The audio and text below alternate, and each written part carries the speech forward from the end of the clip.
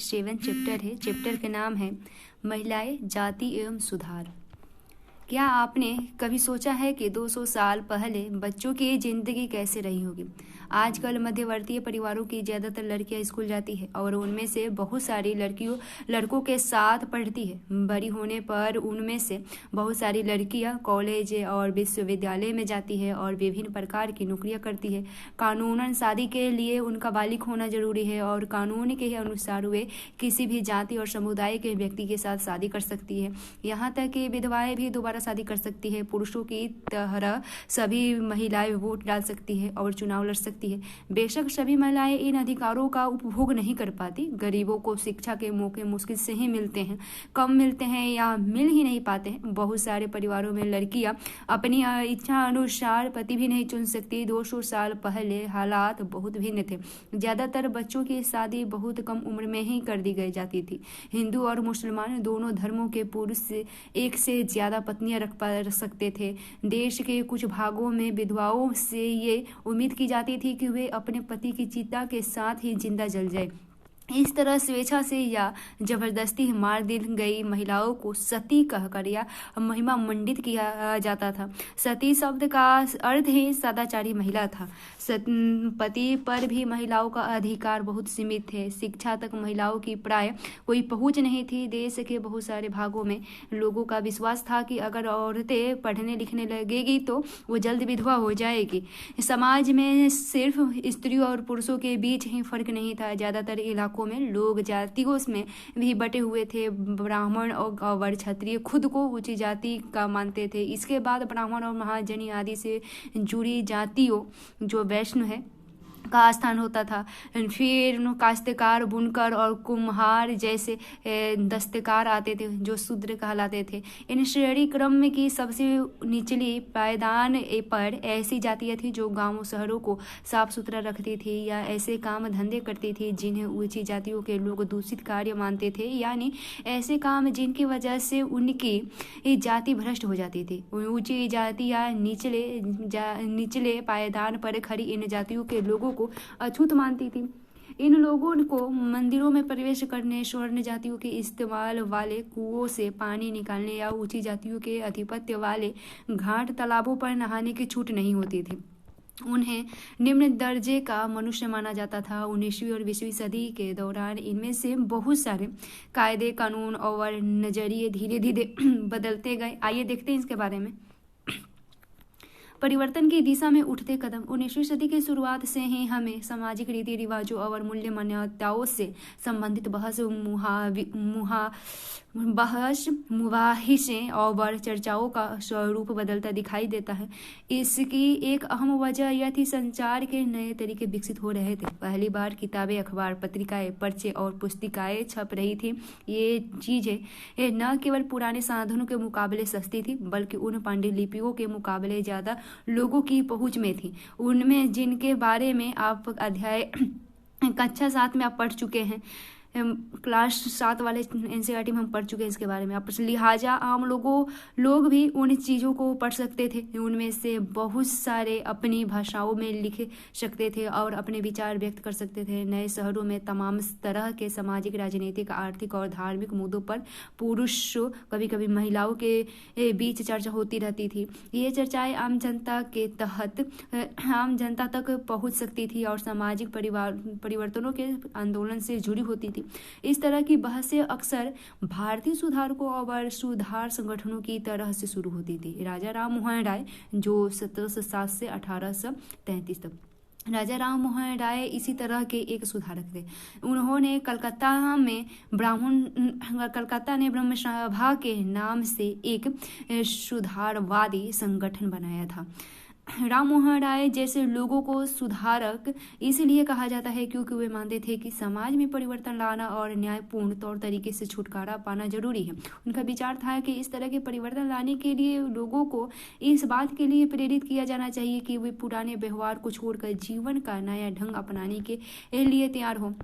राम मोहन राय देश में पश्चिमी शिक्षा का प्रसार करने और महिलाओं के लिए ज़्यादा स्वतंत्रता और समानता के पक्षधर थे। उन्होंने इस बारे में लिखा कि किस तरह महिलाओं को जबरन घरेलू कामों में बांध कर रखा जाता था। उनकी दुनिया घर और रसोई तक ही सीमित कर दी जाती थी और उन्हें बाहर जाकर पढ़ने लिखने की इजाज़त नहीं दी जाती थी। विधवाओं की जिंदगी में बदलाव लाने की कोशिश देखते हैं तो राजा राम मोहन राय इस बात से काफ़ी दुखी रहते थे कि विधवा औरतों को अपनी जिंदगी में भारी कष्टों का सामना करना पड़ता था। इसी बात को ध्यान में रखते हुए उन्होंने सती प्रथा के खिलाफ मुहिम छेड़ दी। राम मोहन राय संस्कृत, फारसी तथा अन्य कई भारतीय एवं यूरोपीय भाषाओं के अच्छे ज्ञाता थे। उन्होंने अपने लेखन के जरिए यह सिद्ध करने का प्रयास किया कि प्राचीन ग्रंथों में विधवाओं को जलाने की अनुमति कहीं नहीं दी गई है, जैसा कि आपने अध्याय 6 में पढ़ा है। 19वीं सदी के प्रारंभ तक बहुत सारे अंग्रेज अफसर भी भारतीय परंपराओं के रीति रिवाजों की आलोचना करने लगे थे। वे राम मोहन राय के विचारों को सही मानते थे क्योंकि उनकी एक विद्वान व्यक्ति के रूप में प्रतिष्ठा था। फलस्वरूप 1829 में सती प्रथा पर पाबंदी लगा दी गई। राम मोहन राय ने इस अभियान के लिए जो रणनीति अपनाई उससे बाद के सुधारकों ने भी अपनाया। जब भी वे किसी हानिकारक प्रथा को चुनौती देना चाहते थे तो अक्सर प्राचीन धार्मिक ग्रंथों से ऐसे श्लोक या वाक्य ढूंढने का प्रयास करते थे जो उनकी सोच का समर्थन करते हो। इसके बाद वे दलील देते थे कि संबंधित वर्तमान रीति रिवाज प्रारंभिक परंपरा के खिलाफ है। उदाहरण के लिए प्रसिद्ध सुधारक ईश्वरचंद्र विद्यासागर ने भी विधवा विवाह के पक्ष में प्राचीन ग्रंथों का ही हवाला दिया है। उन्होंने अंग्रेज सरकार ने उनका यह सुझाव मान लिया और 1856 में विधवा विवाह के पक्ष में एक कानून पारित कर दिया जो विधवाओं के विवाह का विरोध करते थे। उन्होंने विद्यासागर का भी विरोध किया और यहाँ तक कि उनका बहिष्कार किया। 19वीं सदी के उत्तरार्ध तक विधवा विवाह के पक्ष में चलाया जा रहा आंदोलन देश के अन्य भागों में फैल गया था। मद्रास प्रेसिडेंसी के तेलुगु भाषी इलाकों में वीरेंस लिंगम पंतुलु ने विधवा विवाह के समर्थन में एक संगठन बनाया। लगभग उसी समय बंबई में युवा बुद्धिजीवियों और सुधारकों ने भी विधवा विवाह के प्रचार प्रसार का संकलन किया। उत्तर में आर्य समाज की स्थापना करने वाले स्वामी दयानंद सरस्वती ने भी विधवा विवाह का समर्थन किया। इसके बावजूद विवाह करने वाली विधवा महिलाओं की संख्या काफ़ी कम थी। विवाह करने वाली विधवाओं को समाज में आसानी से स्वीकार नहीं किया जाता था। इस तरह रूढ़िवादी तबके इन नए कानून का विरोध करते रहे। लड़कियों के लिए लड़कियां स्कूल जाने लगी देखते हैं तो बहुत सारे सुधारकों को लगता था कि महिलाओं की दशा सुधारने के लिए लड़कियों को शिक्षित करना जरूरी है। कलकत्ता में विद्यासागर और मुंबई में बहुत सारे अन्य सुधारकों ने लड़कियों के लिए स्कूल खोले। 19वीं सदी के मध्य में जब इस तरह के प्रारंभिक स्कूल खुले तो बहुत सारे लोग उनसे डरते थे। लोगों को भय था कि स्कूल वाले लड़कियों को घर से निकाल ले जाएंगे और उन्हें घरेलू काम काज नहीं करने देंगे। स्कूल जाने के लिए लड़कियों को सार्वजनिक संस्थानों से गुजर कर जाना पड़ता था। बहुत सारे लोगों को लगता था कि इससे लड़कियां बिगड़ जाएगी। उनकी मान्यता थी कि लड़कियों को सार्वजनिक स्थानों से दूर रखना चाहिए। फलस्वरूप 19वीं सदी में पढ़ने लिखने वाली ज्यादातर महिलाओं को उनके उदार विचारों वाले पिता या पति की देखरेख में घर पर ही पढ़ाया जाता रहा। कई महिलाओं ने बिना किसी की मदद लिए खुद ही लिखना पढ़ना सीखा। क्या आपको याद है पिछले साल की सामाजिक एवं राजनीतिक जीवन पुस्तक में अपने रास सुंदरी देवी के बारे में क्या पढ़ा था? वे ऐसी महिलाएं में से थी जिन्होंने रात में दिए की टिमटिमाती लौ में चोरी छिपे लिखना पढ़ना सीखा था। 19वीं सदी के आखिरी हिस्से में आर्य समाज द्वारा पंजाब में और ज्योतिबा फूले द्वारा महाराष्ट्र में लड़कियों के लिए स्कूल खोले। उत्तर भारत के कुलीन मुस्लिम परिवारों की महिलाएं अरबी में कुरान शरीफ पढ़ना सीखने लगी। उन्हें घर पर ही पढ़ाने के लिए शिक्षिकाएं रखी जाती थी। इस स्थिति को देखते हुए मुमताज अली जैसे कुछ सुधारकों ने कुरान शरीफ की आयतों का हवाला देकर कहा कि महिलाओं को भी शिक्षा का अधिकार मिलना चाहिए। 19वीं सदी के आखिरी से ही हिंदू में उर्दू में उपन्यासों का सिलसिला शुरू हुआ। इन उपन्यासों में महिलाओं को इस बात के लिए प्रोत्साहित किया जाता था कि वे धर्म और घरेलू साज संभाल के बारे में पढ़े। महिलाओं के बारे में महिलाएं लिखने लगी। देखते हैं 20वीं सदी की शुरुआत से ही बहुत सारी मुस्लिम महिलाओं ने महिला शिक्षा को बढ़ावा देने के लिए अहम भूमिका अदा की। जैसे भोपाल की बेगमों ने अलीगढ़ में लड़कियों के लिए प्राथमिक स्कूल खोला। बेगम रुकैया सखावत हुसैन भी इस दौर की एक प्रभावशाली महिला थी, जिन्होंने कलकत्ता और पटना में मुस्लिम लड़कियों के लिए स्कूल खोले।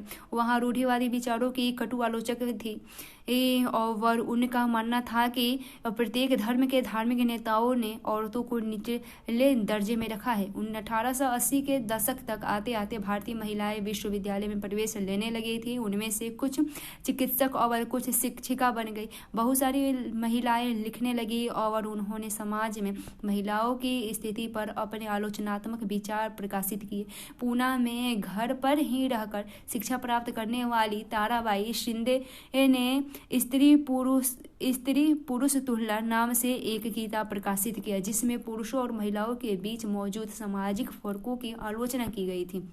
संस्कृत की महान विद्वान पंडित रमाबाई का मानना था कि संस्कृत की महान विद्वान पंडिता रमाबाई का मानना था कि हिंदू धर्म महिलाओं का दमन करता है। उन्होंने ऊंची जातियों की हिंदू महिलाओं की दुर्दशा पर एक किताब भी लिखा था।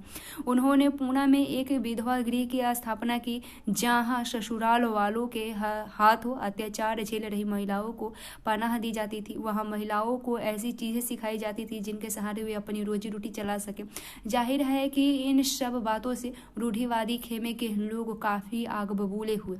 उदाहरण के लिए बहुत सारे हिंदू राष्ट्रवादियों को लगने लगा था कि हिंदू महिलाएं पश्चिमी तौर तरीके अपना रही है, जिससे हिंदू संस्कृति भ्रष्ट होती और पारिवारिक संस्कार नष्ट हो जाएंगे। रूढ़िवादी मुसलमान भी इस बदलाव के नतीजे को लेकर चिंतित थे। जैसा कि आप देख सकते हैं कि 19वीं सदी के आखिर तक खुद महिलाएं भी सुधारों के लिए बढ़ चढ़कर प्रयास करने लगी थी। उन्होंने किताबें लिखी, पत्रिका निकाली, स्कूल और प्रशिक्षण के खेल केंद्र खोले तथा महिलाओं को संगठित किया। 20वीं सदी की शुरुआत से वे महिलाओं को मताधिकार, बेहतर स्वास्थ्य सुविधा, आय और शिक्षा के अधिकार के बारे में कानून बनवाने के लिए राजनीतिक दबाव समूह बनाने लगी थी। उनमें से कुछ महिलाओं ने 1920 के दशक के बाद विभिन्न प्रकार के राष्ट्रवादी और समाजवादी आंदोलनों में हिस्सा भी ली। 20वीं सदी में जवाहरलाल नेहरू और सुभाष चंद्र बोस जैसे नेताओं ने महिलाओं के लिए और अधिक स्वतंत्रता और समानता की मांगों का समर्थन किया। राष्ट्रीय नेताओं ने आश्वासन दिया कि स्वतंत्रता मिलने पर सभी पुरुषों और महिलाओं को वोट डालने का अधिकार दे दिया जाए, परंतु उनका आह्वान था कि जब तक स्वतंत्रता नहीं मिल जाती तब तक महिलाओं को अंग्रेजी राज्य विरोधी संघर्ष में ही जोर लगाना चाहिए। उसके बाद देखेंगे जाति और समाज सुधारक। पहले एक देख लेते हैं, बाल विवाह के विरुद्ध कानून। महिला संगठनों के विकास तथा इन मुद्दों पर हो रहे लेखन की वजह से सुधारों के पक्ष में आवाज और मजबूत हुई। लोग बाल विवाह जैसे स्थापित परंपराओं को चुनौती देने लगे। केंद्रीय विधानसभा में बहुत सारे सांसद थे जिन्होंने बाल विवाह पर पाबंदी हेतु कानून बनाने के लिए संघर्ष किया। 1929 में बाल विवाह निषेध अधिनियम पारित किया गया। इस कानून के बारे में वैसी कड़वी बहस और संघर्ष नहीं हुई जैसे पुराने सुधारवादी कानूनों के बारे में हुए थे। इस कानून के अनुसार 18 साल से कम उम्र के लड़के और 16 साल से कम उम्र के लड़की शादी ही नहीं की जा सकती थी। बाद में यह उम्र बढ़ाकर क्रमशः 21 और 18 साल कर दी गई। 20वीं शताब्दी की शुरुआत में एक बाल वधू का चित्र है। क्या आपको पता है कि आज भी हमारे देश में 20% से ज्यादा लड़कियों की शादी 18 साल से पहले ही हो जाती है।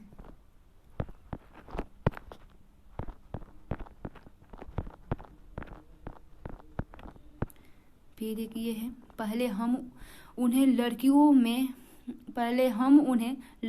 बांध देते हैं। देखते हैं, पहले हम उन्हें लकड़ियों में बांध देते हैं। पहले हम उन्हें लकड़ियों में बांध देते हैं। राजा राम मोहन राय ने अपने विचारों का प्रसार करने के लिए बहुत सारे पर्चे लिखे थे। उनमें से कुछ पर्चे किसी खास रिवाज के समर्थक और आलोचकों के बीच बहस के रूप में लिखे गए थे। सती प्रथा के बारे में इसी तरह का एक उदाहरण देखते हैं। सती समर्थक औरतें कुदरती तौर पर कम समझदार हैं और बिना दृढ़ संकल्प वाली है, भरोसे से योग्य नहीं होती। उनमें से बहुत सारी खुद ही अपने पति की मृत्यु के बाद उसके साथ जाने के लिए कामना करने लगती है, परंतु वे यहाँ धधकती आग से भाग न निकले। इसलिए पहले हम उन्हें चीता की लकड़ियों में कसकर बांध देते हैं। सती विरोधी। आप लोगों ने महिलाओं को अपनी स्वाभाविक क्षमता का प्रदर्शन करने का सही मौका ही कब दिया? फिर भला तुम यह कैसे कह सकते हो कि उनमें समझ नहीं होती? अगर ज्ञान और शिक्षा के बाद भी कोई व्यक्ति न समझ सकता या पढ़ाई गई चीज़ों का ग्रहण न कर पाए तो हम उसे अक्षम मान सकते हैं, परंतु अगर तुम औरतों को पढ़ने का मौका ही नहीं दोगे तो तुम उनके कमतर कैसे कह सकते हो?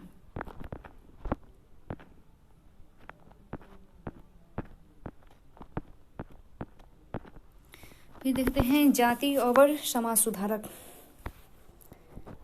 हमने अभी तक समाज सुधारकों का जिक्र किया। उनमें से कई जातीय गैर बराबरी के भी विरोधी थे। राजा राम मोहन राय ने जाति व्यवस्था की आलोचना करने वाले एक पुराने बौद्ध ग्रंथ का अनुवाद किया।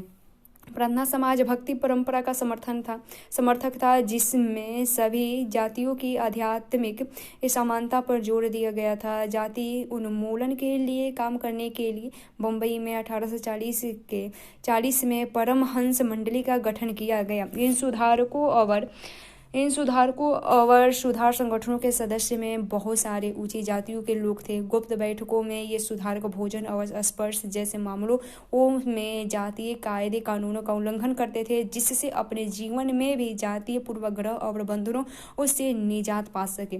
कई लोग ऐसे थे जो जाति आधारित समाज व्यवस्था में होने वाले अन्याय के विरुद्ध थे। 19वीं सदी में ईसाई प्रचारक आदिवासी समुदाय और निचली जातियों के बच्चों के लिए स्कूल खोलने लगे थे। इस प्रकार इस बच्चों को बदलती दुनिया में अपना रास्ता ढूंढने के लिए नए साधन मिलने लगे थे।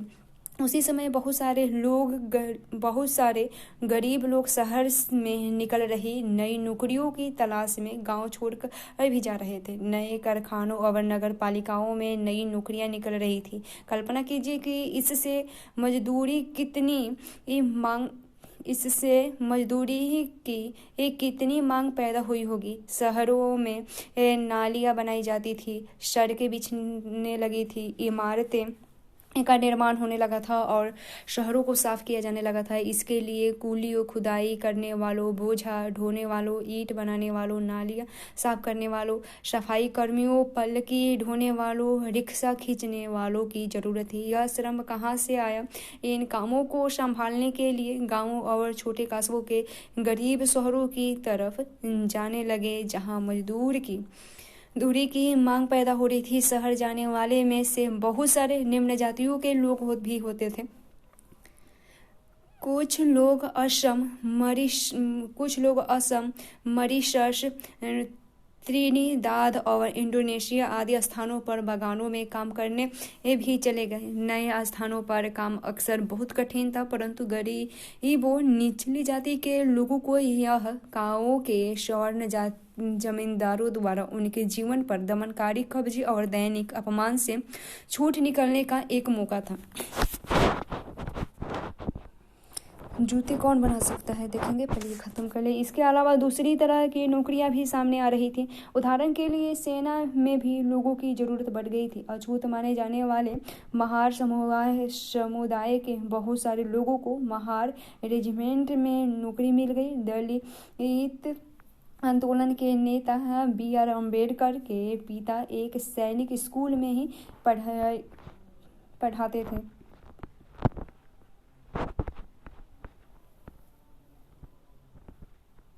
उसके बाद जूते कौन बनाते थे तो देखते हैं। चमड़े का काम करने वालों को परंपरागत रूप से नीची नज़र से देखा जाता था, क्योंकि वे मृत पशु का चमड़ा निकालते और उन्हें गंदा और दूषित माना जाता है। पहले विश्व युद्ध के दौरान सेना के लिए जूतों की जबरदस्त मांग पैदा हो गई थी, परंतु चमड़े के कामों के प्रति जातीय पूर्वाग्रहों की वजह से केवल परंपरागत चमड़ा कामगार और मोची ही जूते तैयार कर सकते थे। लिहाजा वे ज़्यादा कीमत पर मांग करने लगे और उन्हें काफ़ी लाभ हुआ। मौजूदा आंध्र प्रदेश में मदिगा एक महत्वपूर्ण अछूत जाति रहती है। वे पशु के शवों को साफ करने, चमड़ा तैयार करने और चप्पल जूतियों सीने में माहिर हैं। उसके बाद देखते हैं समानता और न्याय की मांग देखते हैं। तो 19वीं सदी के दूसरे हिस्से तक गैर ब्राह्मण जातियों के भीतर से भी लोग जातीय भेदभाव के खिलाफ आवाज़ उठाने लगे थे। उन्होंने सामाजिक समानता और न्याय की मांग करते हुए आंदोलन शुरू कर दिए थे। मध्य भारत के सतनामी आंदोलन की शुरुआत घासीदास ने की। उन्होंने चमड़े का काम करने वालों को संगठित किया और उनकी सामाजिक स्थिति में सुधार के लिए आंदोलन छेड़ दिया। पूर्वी बंगाल में हरिदास ठाकुर के मतुआ पंथ ने चंडाल काश्तकारों के बीच काम किया। हरिदास ने जाति व्यवस्था को सही ठहराने वाले ब्राह्मणवादी ग्रंथों पर सवाल उठाया, जिसे आज केरल कहा जाता है। वहाँ झावा जाति के श्री नारायण गुरु के अपने लोगों के बीच एकता का आदर्श रखा। उन्होंने जातिगत भिन्नता के आधार पर लोगों के बीच भेदभाव करने का विरोध किया। पुष्य के अनुसार सारी मानवता की एक ही जाति है। उनका एक महत्वपूर्ण कथन था, ओरु जाति ओरु मतम ओरु देवम मनुष्यनम, यानी मानवता की एक जाति, एक धर्म, एक ईश्वर। इन सभी पंथों की स्थापना ऐसे लोगों ने की थी जो गैर ब्राह्मण जातियों से थे और उनके बीच काम करते थे। उन्होंने उन आदतों और गैर तरीकों को बदलने का प्रयास किया और प्रभुत्वशाली जाति का अपमान करने के लिए उकसाती ही थी। उन्होंने अधीनस्थ जातियों में स्वाभिमान का भाव पैदा करने का प्रयास किया। गुलामगिरी देखते हैं। तो निम्न जाति नेताओं में ज्योतिबा राव फूले सबसे मुख्य नेताओं में से थे। 1827 में जन्मे ज्योतिबा राव फूले ने ईसाई प्रचारकों द्वारा खोले गए स्कूलों में शिक्षा पाई थी। बड़े होने पर उन्होंने जाति आधारित समाज में फैले अन्याय के बारे में अपने विचार व्यक्त किए। उन्होंने ब्राह्मणों के इन दावों पर खुलकर हमला बोला कि आर्य होने का कारण वे औरों से श्रेष्ठ हैं। फूले का तर्क था कि आर्य विदेशी थे जो उपमहाद्वीप के बाहर से आए थे और उन्होंने इस मिट्टी के असली वारिस यानी आर्यों के आने से पहले यहाँ रह रहे मूल निवासियों को हराकर उन्हें गुलाम बना लिया था। अब आर्यों ने अपना प्रभुत्व स्थापित कर लिया तो वे पराजित जनता को नीच निम्न जाति वाला मानने लगे हैं। फूले के अनुसार ऊंची जातियों की उनकी जमीन और सत्ता पर कोई अधिकार नहीं है। यह धरती यहाँ के देसी लोगों की कथित निम्न जाति के लोगों की है। फूले ने दावा किया कि आर्यों के शासन से पहले यहाँ स्वर्ण युग था, जब योद्धा किसान की जमीन जोतते थे और मराठा देहात पर न्याय संगत और निष्पक्ष तरीके से शासन करते थे। उन्होंने सुझाव दिया कि शूद्रों यानी श्रमिक जातियों और अति शूद्रों यानी अछूत को जातीय भेदभाव खत्म करने के लिए संगठित होना चाहिए। फूले द्वारा स्थापित किए गए सत्यशोधन समाज नामक संगठन ने जातीय समानता के समर्थन में मुहिम चलाई। 1873 में फूले ने गुलामगिरी यानी गुलामी नामक एक किताब लिखी। इससे लगभग 10 साल पहले अमेरिकी गृह युद्ध को हो चुका था, जिसके फलस्वरूप अमेरिका में दास प्रथा खत्म कर दी गई थी। फूले ने अपनी पुस्तक उन सभी अमेरिकियों को समर्पित की जिन्होंने गुलामों को मुक्ति दिलाने के लिए संघर्ष किया। इस तरह उन्होंने भारत के निम्न जातियों और अमेरिका के काले गुलामों को दुर्दशा को एक दूसरे से जोड़ दिया। जैसा कि इस उदाहरण से पता चलता है कि फूले ने जाति व्यवस्था की अपनी आलोचना को सभी प्रकार के गैर बराबरी से जोड़ दिया था। यह उच्च जाति महिलाओं की दुर्दशा, मजदूरों की मुसीबतों और निम्न जातियों के अपमानपूर्वक हालात के बारे में गहरे तौर पर चिंतित है। जाति सुधार का यह आंदोलन 20वीं सदी में भी पश्चिमी भारत में B.R. अम्बेडकर और दक्षिण में E.V. रामास्वामी नायकर जैसे महान दलित नेताओं के नेतृत्व में चल रहा था। मैं यहाँ और तुम वहाँ। फूले उच्च जाति नेताओं के उपनिवेशवाद विरोधी राष्ट्रवाद के भी आलोचक थे। उन्होंने लिखा है, ब्राह्मणों ने अपने धर्म की ही वह तलवार छिपा ली है जिससे लोगों की संपन्नता का गला काट दिया है और अब वे देश के महान देशभक्त बने घूम रहे हैं। वे हमारे शूद्र मुस्लिम और फारसी नौजवानों को ये सलाह देते हैं कि अगर हम ऊंच नीच के बारे में अपना सारा लड़ाई झगड़ा बंद करके एकजुट नहीं होंगे तो हमारा देश कभी उन्नति नहीं कर पाएगा। यह एकता उन्हीं के फायदे में है, क्योंकि इसके बाद दोबारा यही स्थिति पैदा हो जाएगी, मैं यहाँ और तुम वहाँ। एक और है, हम भी इंसान हैं। 1927 में अम्बेडकर ने कहा था, अब हम सिर्फ ये साबित करने के लिए तालाब पर जाना चाहते हैं कि औरों की तरह हम भी इंसान हैं। हिंदू समाज का 2 मुख्य सिद्धांतों समानता और जातिवाद की समाप्ति पर पुनर्गठन किया जाना चाहिए। देखते हैं मंदिरों में कौन जा सकता है। इसके बारे में, अम्बेडकर एक महार परिवार में पैदा हुए थे। बचपन में उन्होंने इस बात को बहुत नज़दीकी से देखा कि रोजाना की जिंदगी में जातीय भेदभाव और पूर्वाग्रह क्या होता है। स्कूल में उन्हें कक्षा के बाहर जमीन पर बैठना पड़ता था। उन्हें स्वर्ण बच्चों द्वारा इस्तेमाल किए जाने वाले नलकों से पानी पीने की इजाज़त नहीं थी। स्कूल की पढ़ाई पूरी करने के बाद उन्हें उच्च अध्ययन के लिए अमेरिका जाने हेतु फेलोशिप मिल गई थी। 1919 में भारत लौटने पर उन्होंने समकालीन समाज में उच्च जातीय सत्ता संरचना पर काफ़ी लिखा। सन 1927 में अम्बेडकर ने मंदिर प्रवेश आंदोलन शुरू किया, जिसमें महार जाति के लोगों ने बड़ी संख्या में हिस्सा लिया। ब्राह्मण पुजारी इस बात पर बहुत आग बबूला हुआ कि दलित भी मंदिर के जलाशय का पानी इस्तेमाल कर सकते हैं। 1927 से 1935 के बीच अम्बेडकर ने मंदिरों में प्रवेश के लिए ऐसे 3 आंदोलन चलाए।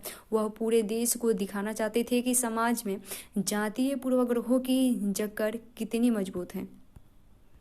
उसके बाद गैर ब्राह्मण आंदोलन। 20वीं सदी के आरंभ में गैर ब्राह्मण आंदोलन शुरू हुए। यह प्रयास उन गैर ब्राह्मण जातियों का था जिन्होंने शिक्षा, धन और प्रभाव हासिल हो चुका था। उनका तर्क था कि ब्राह्मण तो उत्तर से आए और उन आर्य आक्रमणकारियों के वंशज है। उन्होंने यहाँ के मूल निवासियों देसी द्रविड़ नस्लों को हराकर दक्षिण भूभाग पर विजय हासिल की थी। उन्होंने सत्ता पर ब्राह्मणवादी दावे को भी चुनौती दी। पेरियार के नाम से प्रसिद्ध E.V. रामास्वामी नायकर एक मध्यवर्गीय परिवार में पले बढ़े थे। अपने पारंपरिक जीवन में वे सन्यासी थे और उन्होंने संस्कृत शास्त्रों का गंभीरता से अध्ययन किया था। वह बाद में वे कांग्रेस के सदस्य बने, परंतु जब उन्होंने राष्ट्रवादियों द्वारा आयोजित की गई एक दावत में देखा कि वहां बैठने के लिए जातियों के हिसाब से अलग अलग इंतजाम किया हुआ है, तो उन्होंने हताश होकर पार्टी छोड़ दी। इस दावत में निम्न जातियों और उच्च जातियों के लिए अलग अलग बैठने का इंतजाम किया गया था। पेरियार की समझ में आ चुका था कि अछूतों को अपने स्वाभिमान के लिए खुद लड़ना होगा। इसी बात को ध्यान में रखते हुए उन्होंने स्वाभिमान आंदोलन शुरू किया। उनका कहना था कि मूल तमिल और द्रविड़ संस्कृति के असली वाहक अछूत ही हैं जिन्हें ब्राह्मणों ने अपने अधीन कर लिया है।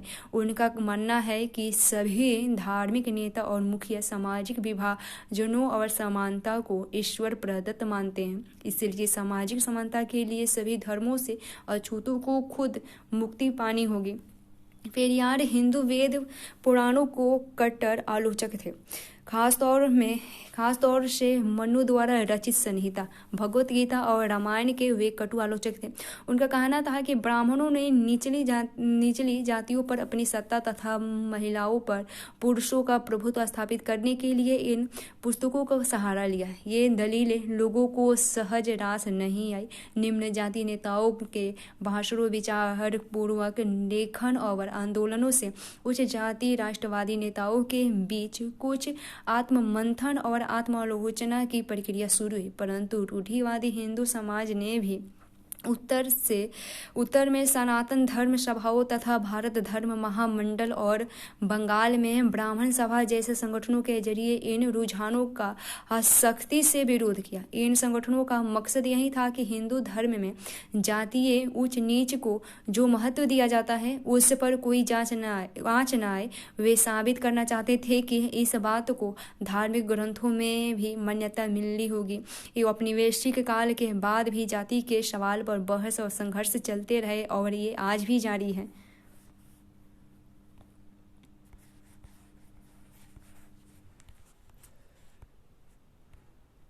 सुधारकों के लिए संगठित होना। तो ब्रह्म समाज के बारे में देखते हैं।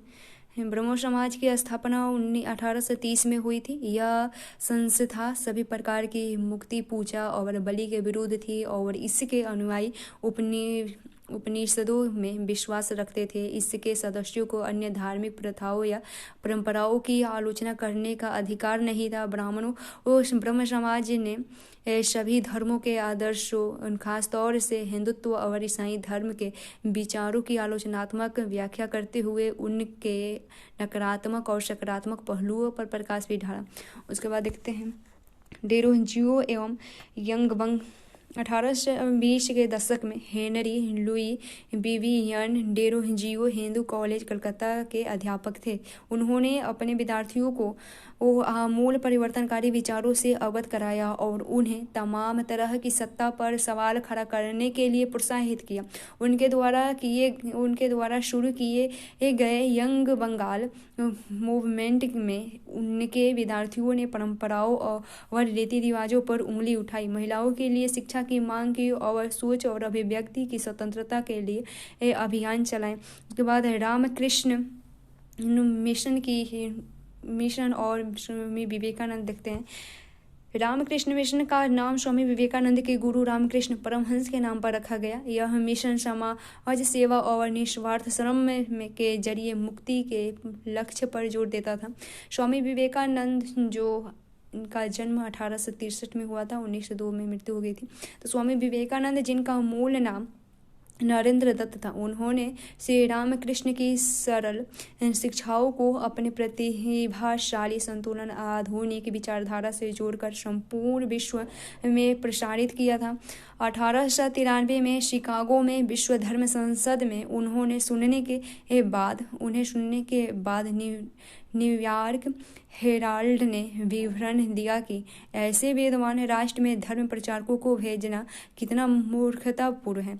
वास्तव में स्वामी विवेकानंद आधुनिक समय के पहले भारतीय थे जिन्होंने विश्वव्यापी स्तर पर वेदांत दर्शन के आध्यात्मिक गौरव की पुनर्स्थापित किया, लेकिन उनका उद्देश्य केवल धर्म की व्याख्या करना नहीं था। अपने देशवासियों की निर्धनता और दुर्दशा से उन्हें अतिशय दुख हुआ। उनका यह दृढ़ विश्वास था कि कोई भी सुधार तभी सफल हो सकता है जब जनसमूह की दशा उन्नत हो। अतः भारत के लोगों को उन्होंने रसोई घर के धर्म की संकीर्ण चार दीवारी से बाहर निकलने और राष्ट्र की सेवा में एकजुट होने का आह्वान किया। इस आह्वान द्वारा भारतीय राष्ट्रवाद की प्रारंभिक अवस्था में उन्होंने असाधारण योगदान दिया, किंतु राष्ट्रवाद के बारे में उनका भाव संकीर्ण नहीं था। उन्हें यह विश्वास था कि मानव जाति को जिस समस्याओं का सामना करना पड़ रहा है उन पर तभी काबू पाया जा सकता है जब विश्व के सभी राष्ट्र एक समान धरातल पर एक साथ आए। अतः एक समान आध्यात्मिक विरासत के आधार पर उन्होंने युवाओं को एक होने का उपदेश दिया। इस युद्धोधन में वह वास्तव में नई विचारधारा के प्रतीक और भविष्य के लिए एक महान शक्ति का स्रोत बन गए। उसके बाद प्रार्थना समाज 1800 1967 में बम्बई में स्थापित प्रार्थना समाज ने जातीय बंधनों को खत्म करने और बाल विवाह के उन्मूलन के लिए प्रयास किया। प्रार्थना समाज ने महिलाओं की शिक्षा को प्रोत्साहित किया और विधवा विवाह पर लगी पाबंदी के खिलाफ आवाज उठाई। उसकी धार्मिक बैठकों में हिंदू, बौद्ध और ईसाई ग्रंथों पर विचार विमर्श किया गया। उसका वेद समाज मद्रास यानी चेन्नई में 1864 में वेद समाज की स्थापना हुई। वेद समाज ब्रह्मो समाज से प्रेरित थे। वेद समाज ने जातीय भेदभाव को समाप्त करने और विधवा विवाह तथा महिला शिक्षा को प्रोत्साहित करने के लिए काम किया। इसके सदस्य एक ईश्वर के अस्तित्व में विश्वास रखते थे। उन्होंने रूढ़िवादी हिंदुत्व के अंधविश्वासों और अनुष्ठानों की सख्त निंदा भी की। उसके बाद अलीगढ़ आंदोलन सैयद अहमद खां द्वारा 1875 में अलीगढ़ में खोले गए मोहम्मद एग्लो ओरिएंटल कॉलेज को ही बाद में अलीगढ़ मुस्लिम विश्वविद्यालय के नाम से जाना गया। यहाँ मुसलमानों को पश्चिमी विज्ञान के साथ साथ विभिन्न विषयों की आधुनिक शिक्षा दी जाती थी। अलीगढ़ आंदोलन का शैक्षणिक सुधारों के क्षेत्र में गहरा प्रभाव रहा। उसके बाद सिंह सभा आंदोलन। तो सिखों के सुधारवादी संगठन के रूप में सिंह सभाओं की स्थापना 1873 में अमृतसर में हुई थी। बाद में 1879 के लाहौर में भी सिंह सभा का गठन किया गया। इन सभाओं ने सिख धर्म को अंधविश्वासों, जातीय भेदभाव और ऐसे आचरण जिसे वे गैर सिख समझती थी, इससे मुक्ति कराने का प्रयास किया। उन्होंने सिखों को शिक्षा के लिए प्रोत्साहित किया। उनमें अक्सर आधुनिक ज्ञान के साथ साथ सिख धर्मों के सिद्धांतों को भी पढ़ाया जाता था। यह खालसा कॉलेज अमृतसर 1892 में सिख सभा आंदोलन के नेताओं द्वारा स्थापित किया गया।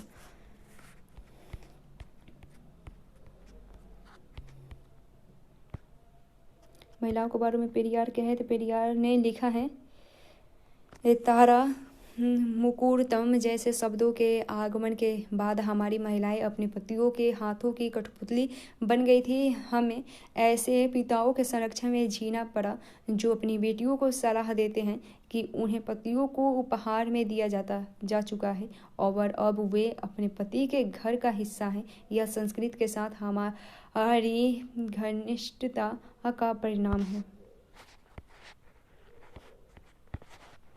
यह मधुरे मंदिर का प्रवेश द्वार टॉमस डेनियल द्वारा बनाया गया 1952 में। मंदिर प्रवेश आंदोलन से पहले अछूतों को इस तरह के प्रवेश द्वारों के आसपास भी भटकने नहीं दिया जाता था।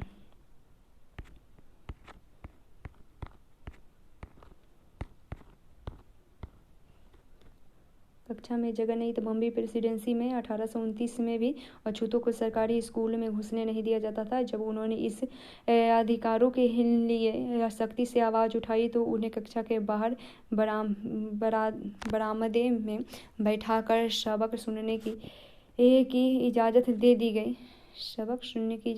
दी गई ताकि वे कमरे को दूषित न कर सके जहां ऊंची जाति के लड़कों को पढ़ाया जाता था। गुजरात के दुबला समुदाय के लोग बाजार के लिए आम ढोकल ले जा रहे हैं। दुबला मजदूर स्वर्ण जमींदारों के पास मजदूरी करते थे। वे उनके खेत संभालते थे और जमींदार के घर आंगन में तमाम छोटे बड़े काम करते थे। एक कुली जहाज 19वीं शताब्दी। जॉन लेहन नामक एक कुली जहाज के द्वारा भारतीय मजदूरों को मॉरिशस ले जाया जाता था, जहां उन्हें तरह तरह के कठोर काम करने पड़ते थे।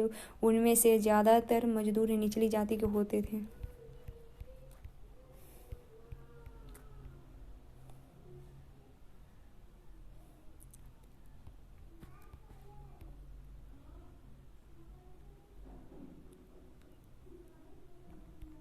शायद नहीं पढ़े थे। जब औरत का पति मर जाता था।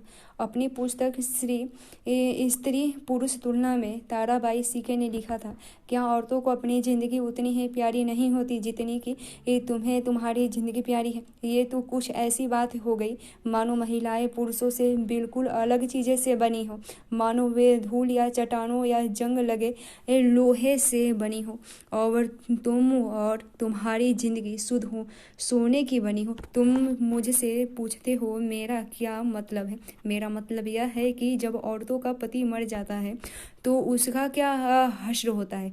नाई आता है और उसके लहराते बाल साफ कर देता है, सिर्फ इसलिए कि तुम्हारी आंखों के कंटक पड़ जाए।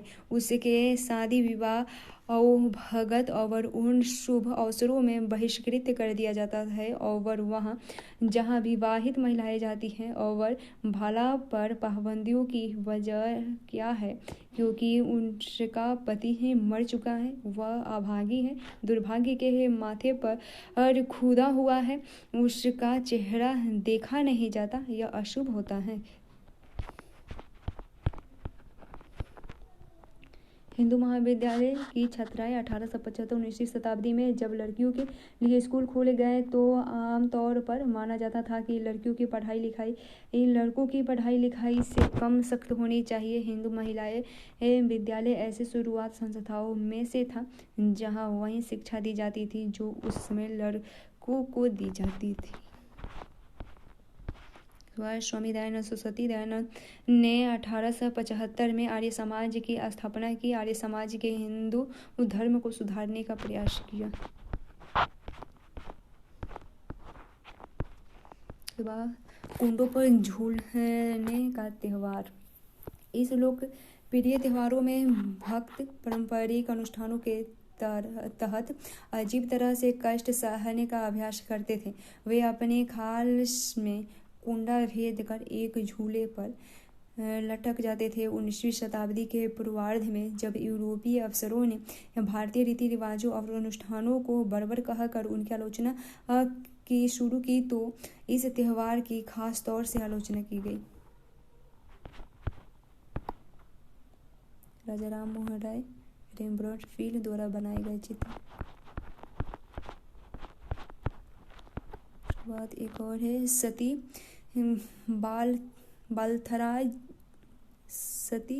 बालथराजर शल्वीन द्वारा बनाए गए चित्र है। 1813 में भारत आने वाले यूरोपीय चित्रकारों द्वारा बनाई गई इस सती की बहुत सारी तस्वीरों में से यह एक है। सती प्रथा को पूर्वी साम्राज्य के बर्बरता के सबूत में तौर पर देखा जाता था।